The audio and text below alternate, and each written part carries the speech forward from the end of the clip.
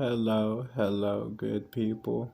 I wanted to get into this United Nations Sustainable Development Goal, which is goal number 2, ending world hunger, and how essentially United Nations is preparing for a famine. They're preparing for a global famine. They're preparing for essentially, world hunger. And part of this goal is that they also want to end the world hunger by replacing natural food with synthetic food. And ultimately, I want to discuss the circumstances that'll eventually lead to the fact that lots of people are going to be starving. Because not only is poverty and war, global conflict, a part of the reason that a global food crisis is going to happen, but they're also talking about global warming, the fires that are going on, and etc. So, United Nations and, the WFP and all of these other organizations, World Economic Forum, they are all warning and discussing about how,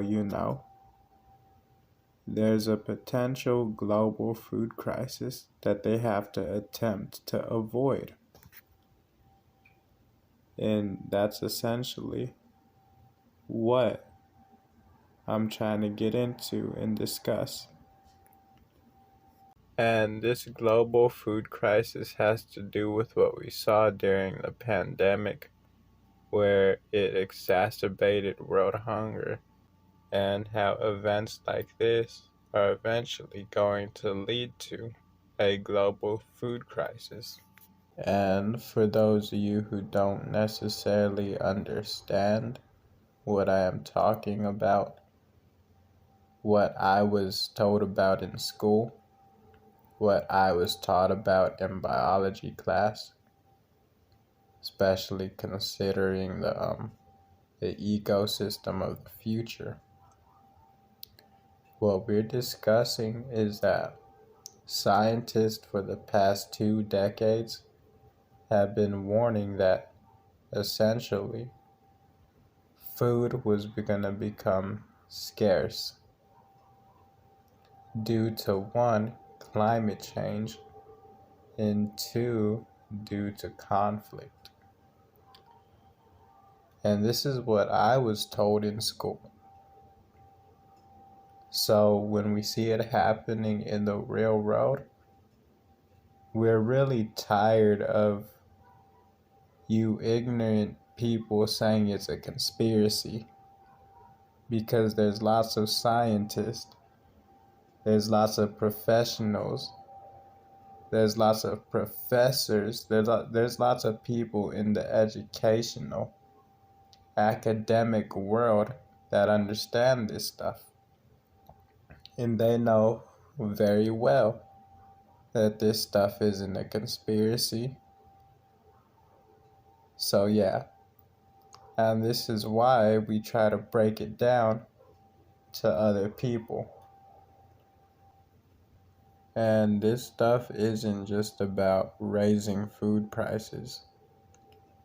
People don't realize that the reason more chemicals, more GMO, more hormones, and etc., more filler is being added to the food is because these companies are trying to cut corners, because certain resources are becoming more scarce across the land.